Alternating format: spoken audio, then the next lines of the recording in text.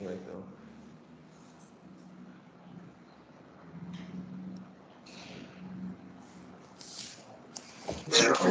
You should see your Skype.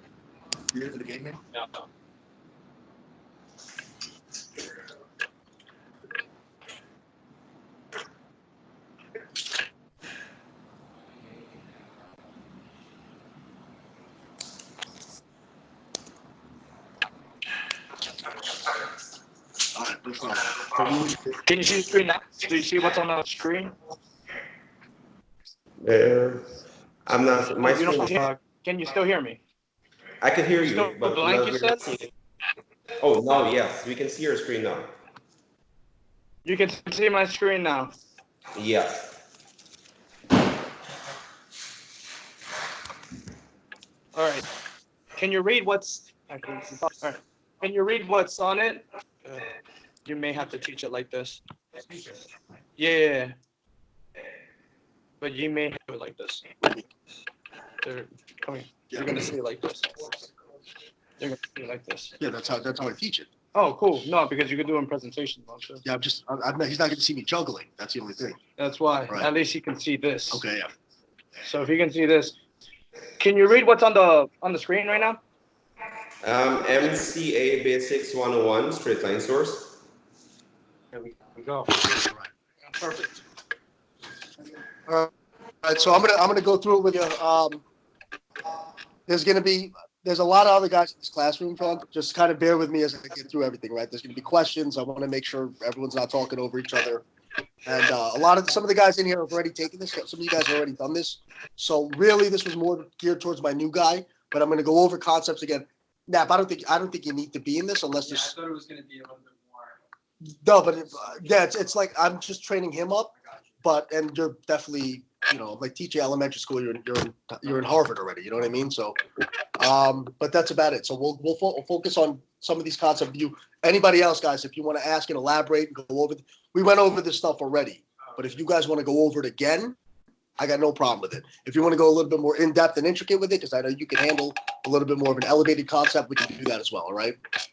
So MCA basics. I'm just gonna breeze through the stuff because some of this stuff is stuff you kind of already know. I know all you guys already know these things, right? So what is an MCA, right? It's a short-term type of deal. A factor rate is what you're paying back on the money you borrow, right? You understand that concept. You're paying daily as well, right? So or weekly. There's no APR or credit given, meaning there's not an interest rate. Really, it's just a factor rate. It's not a bank product. It's no collateral on it. We fund quickly, right? That's the difference between us and banks. Is banks give the better rates, longer terms, but they take forever to get approved, whereas we can approve you very quickly and fund you very quickly. All right? Any questions on that? All right. Factor rate versus an interest rate, self-explanatory, right?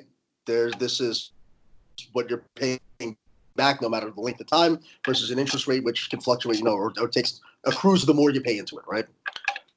Guys, any let me know if you guys need to elaborate on any of this stuff as we get through it.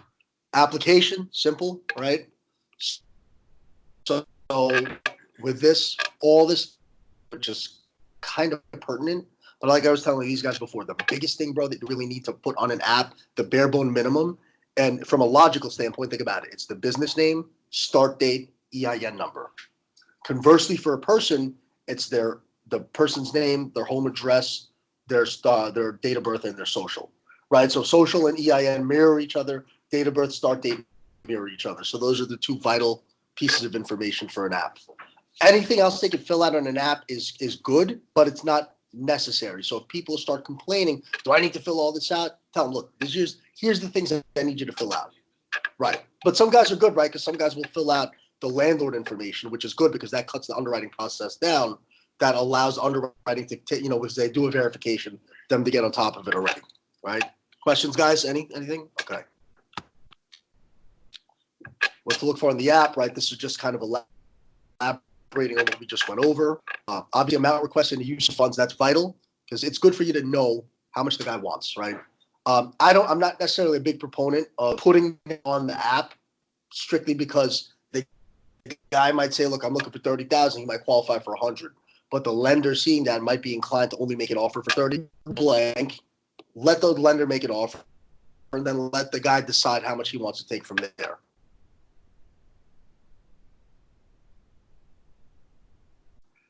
But your sakers always know how much the guy needs. You're going to use that to pitch the guy. Current advances of lenders, again, not necessarily need to be put on the app, but not business revenue, again, not necessarily needed to be put on the app. Good to know. The bank statements will tell you. Business type, right, the different types of business structure, the incorporation, tax ID number, business address, phone number, pretty simple, self-explanatory stuff. In terms of ownership, right?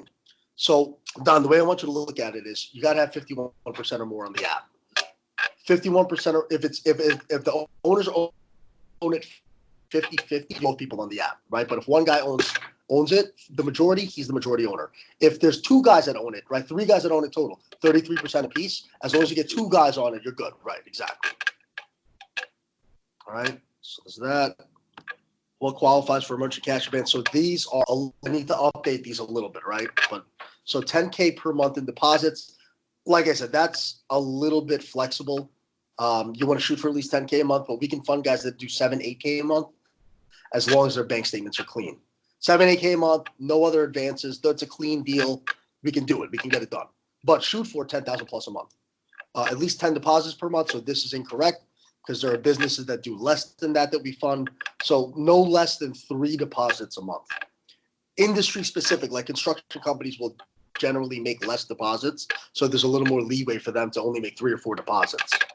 But the more deposits they make, the better in the lender's eyes, because if a couple of deposits are missed, there's not much of a variance in income. All right.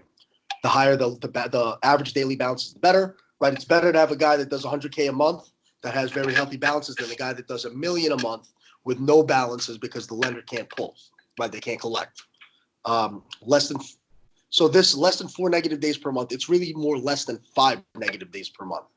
Right. The more negative days they have, the worse, because it just shows that they can't keep their bank account healthy, and the lender's gonna have a hard time collecting.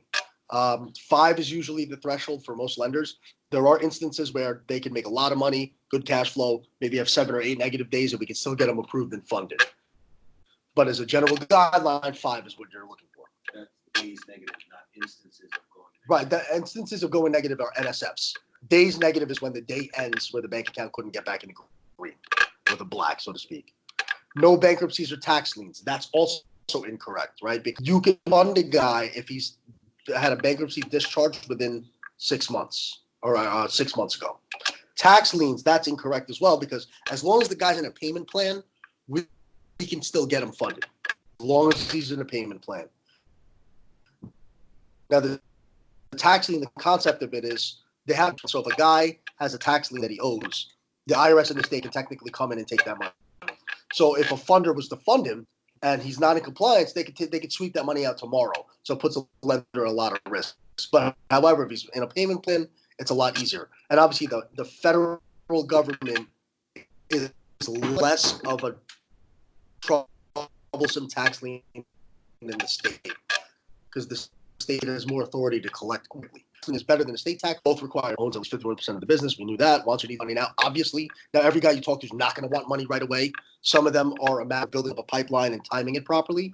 But that's obviously a common denominator, right? You're going to run into a lot of guys that want money right away. Some guys that want it 2 months from now. Have a good, intelligent conversation, build a pipeline, and make sure that you follow up with those guys. Knows what they can do with the money and how to profit from it, right? That just goes back to what are you using the money for. Most of these guys know what they're doing with the money. It's a stupid, redundant question to ask. What are you going to do with them? You don't have to check the guy on how he's going to spend his money. Ask him what he's using it for, what his profit margins look like, to see if it's going to be a fit for you.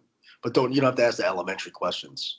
Has realistic expectations of private funding versus bank funding. So that's a simple one, right? If you ask a guy if he's taken an advance before, you don't have to go into that. If a guy's never taken an advance before, you got to give him an explanation, right?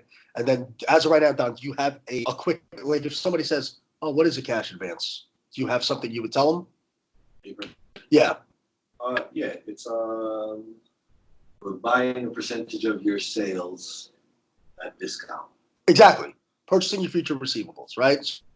So You know, instead of me going in and buying, you know, your product for 10 months at $10,000 a pop, I'm giving you $100,000 up front. I'm asking you to give me a discount on what I pay back to you, so to speak, right? So that's essentially what you're fronting a guy the money, right? Open the receptive. That's your request for an app. Yeah, that's stupid, obviously. All right, terms to know. Term is the amount of time he has to pay it back, right? Position is, you know, coming from the mortgage world, you know what a position is, right? Merchants that qualify can have up to 7, 8, 9 positions. They can. So that's not ideal, but I mean, if there's room, they can do it. You know what an ACH is, right? It's the way that the payments are going to pull. Credit card split, so that's a different type of deal. With an ACH, with like a daily payment, it's a fixed payment Monday through Friday, right? No weekends, no holidays. Credit card split deal is a certain percentage that gets baxed out from the credit card, so that's going to vary. The percentage is fixed, but the amount, you know, obviously, if somebody processes 1,000 a day, right, versus 500 the next day, the percentage will remain the same. A lockbox is a middleman for where the funds are going. Like some of these lenders can batch directly to the credit cards, so the money they process from the credit cards goes right to the lender's bank. So compatible. So what they do is they set up a lockbox. So instead of the money going going to the guy's bank account first, it'll go to the lockbox first. The merchant, the lender will pull their cut, and then they'll send the remaining portions to the merchant. It'll delay the merchant's funds by a day or two.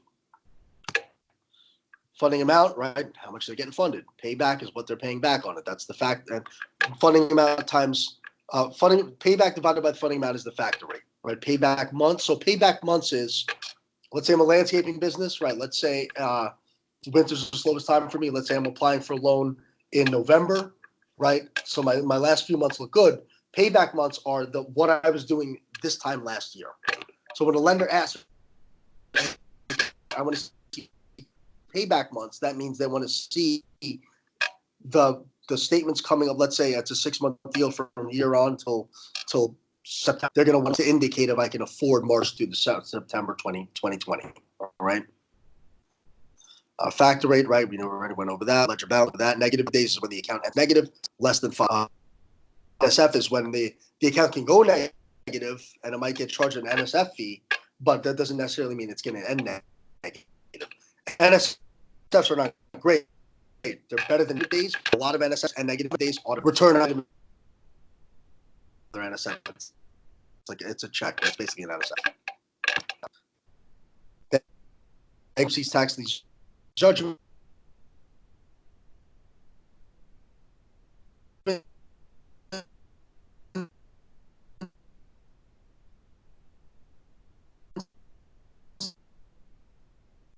Right, so we went over that. Right, which we don't need to know the nuances of it all. Sole prop. There's nothing you just get because I got a guy that said he was a sole prop. I think like last Friday. He said he was a sole prop, but he kept everything per. So. Yeah, sole prop. So like the best way I can explain this: sole prop mention of you as a business, an LLC or corp is you giving birth to a business. Oh, okay. So in other words, right, you have an LLC, you have a sole prop.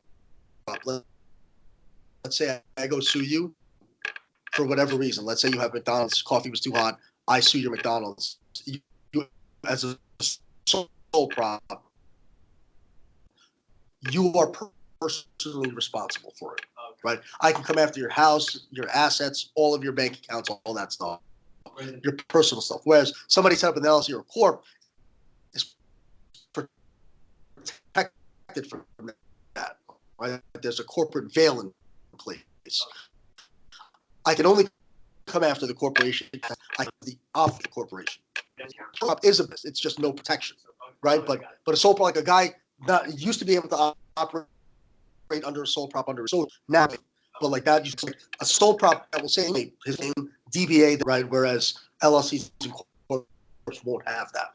What were you saying? No, I was 1099. There's 1099 on taxes. Right. So, Right. Let's see. So anything? All right. Any questions on this stuff, guys? Okay. Now I went through that very quickly. Were you able to that and comment stuff, right? Now we get into maybe a little bit more intricate stuff that you guys want to go. All you guys haven't done this before with me for the most part. So if you guys want to add 10, 15 minutes, let's dive into that. All right. D, anything? You're just writing down. What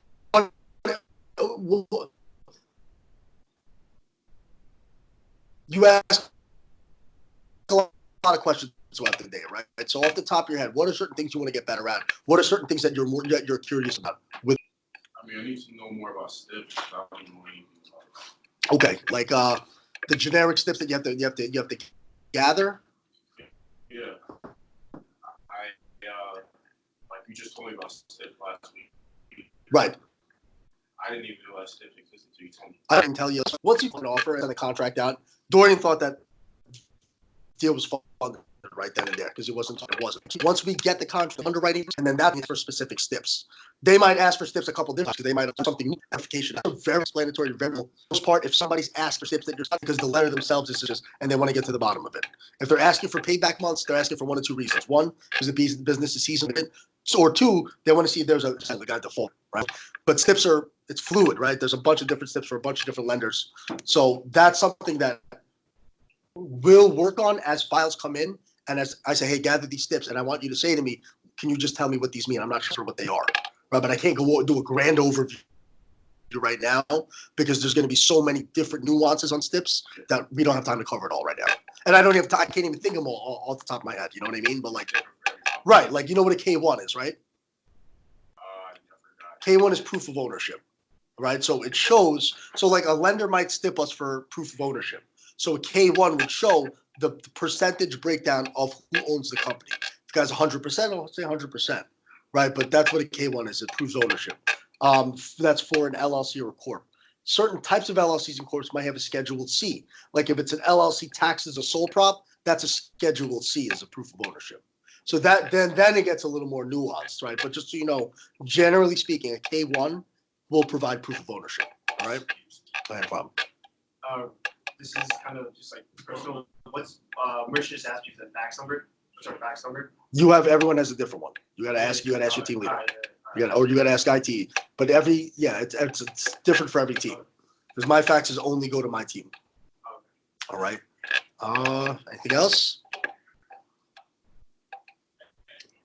Pretty simple stuff, right, guys? All right. How are you guys? How are you doing?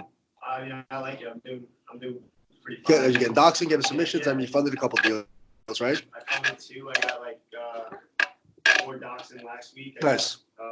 She sent me docs right now. Nice. I got another person. She sent me half today. Yeah. I used a full year. It's a seasonal business. I Yeah. messed up on that. I should have said off the bat. It happens, bro. You're in this few weeks now, right? You know what I mean? I mean, I really do like it. Bro, it's a very, very lucrative industry. I did every high ticket sales there was. I did stocks for years, mortgages for years, did this. So I'll tell you, it's as lucrative as anything, but it's not overnight, right? So you just got to bury your head and put a lot of work and effort. Yeah, it takes some time, you know. But if you do it right, this thing, you know, this business runs itself essentially. You know what I mean? So Yeah, I'll get a guy on the phone. He's like, yeah, I need money right now. I'm like, all right, perfect. right. But then you'll get a guy on the phone that says, I don't need money right now, maybe in 3 months. Right. Build, you know, Yeah. build a healthy mix of that, right? People that need it now, and if a guy says, I don't need it now, extend the conversation. Listen, especially if it's going well. Listen, when do you typically take advances? What are you planning on doing? You know, when is your busy quarter? When can I look to call you so I can time this appropriately for you? Yeah, I bought a planner for like the full year. I had Right. like little like May, I got a bunch of names. June, Yeah. I got a bunch of names. Or you could, instead of buying a planner, you could use your fucking phone. I mean, you know what I mean? Like, Write it down, I don't know why. just, yeah, but listen, if you're old school like that, it's fine. But I'm just saying your phone's always on you. You're not always going to have your planner on you. Your phone's going to give you reminders. Yeah. So my I'm trying recommendation, to use a CRM too a little bit. use one or the other, right? Use your calendar, CRM. I've converted everything to the CRM because I don't need to look in 4 different places about who to call. I need one thing reminding me. My email is like my to-do list, so it pops up and it lets me know, call this person, call that person, call this person. So that's my way of organizing is I run through my email for everything. And I do it in order, right? Whatever comes in, I handle that. Or whatever comes in first, I handle that before I handle the shit that comes in later. Unless it's priority. All right. Yeah. All right. Anything else? How you doing? Hey, Caitlin? I should have spun the wheel last Hey, week, uh, but I didn't you, know Friday we cut it off at 3:30. Why, you had your submission coming late? I had 5. I think it's 6 though, I think it's 7. 7, but I had 2. I did it like 3:45. So, Ah, shit, all right. so they get carried over to this week. You have anything pending? You have anything going? I have a contract out actually right now. Good amount? No? Baby. Gotta pop the cherry somewhere, right? Yeah. Yeah, exactly. Your first, when you pop your cherry, it's not necessarily gonna be a supermodel, you know, sometimes it's gonna be a last call type of chick, you know? All right.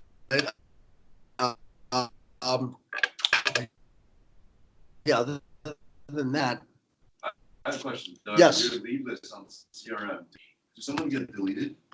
Because there's a lot of ugly leads. what do you mean? So this year? Yeah, like, when you send out an app, it Yeah, shows up on your list. yeah, Like, when it first started, you know, I was, yeah. good leads from bad leads, I don't know. Are you taking notes on everything? Yeah. Okay, so then status it. Status the leads, because when you hit your app out milestone, the only thing should be is there should be app outs. If there's bad app outs in there, it's because you didn't status the lead out of there. Status it. Not interested. Does not qualify. DNC, whatever it is. You know what I'm talking about, right? Status when it goes. I'm talking about CRM. When you goes from, you know how it says new lead when you pull up a lead. That same thing has a drop down box where you can status it. It's not just new lead and app out. There's other fucking statuses in there that you can status it. So if you want to clean it up, get all the shit out of there. Get anything that's not a true app out of there. All right. I mean, like I said, I don't operate in the CRM in terms of what I'm calling. I have my own specific. But if you're running through, make the data as possible. As soon as the guy tells you I'm not interested, after you've apped them out, get it out of your app out. Make it not interested. All right. Anything else? All right. I think that's it then, fellas. Thank you. Of What was course. the Skype call on us? No, the Skype call was is one of the call centers. Shane, are you good, my man? Yeah, I'm good. I'm I following. think so. It says record. Okay. Do you have any questions? I know I kind of went over that very quickly. If you have questions, I could spend a little time with you. No questions. We're fine on it. I think everything was kind of straightforward. Yeah. Okay, good. I'm going to do this class again probably in a week. So if you want, I can have Sanjay set it up where I could spend a little more time. Because a lot of the guys that I had in here have heard the class already. So I usually am a lot more detailed with it. So if you want to do that again next week, we could do it again. If you have anybody you want to train next week, we could do it we could do it more intricately next week as well. Yeah, that sounds definitely like a plan that we would want to take advantage of. We'll have more, the team in more next week. So once you have the date set up on time, just let us know and I can make the team available for the session. All right, you got it, my friend. All Thanks for right, coming by. Sure. Thank you very much, guys. Bye. You're welcome.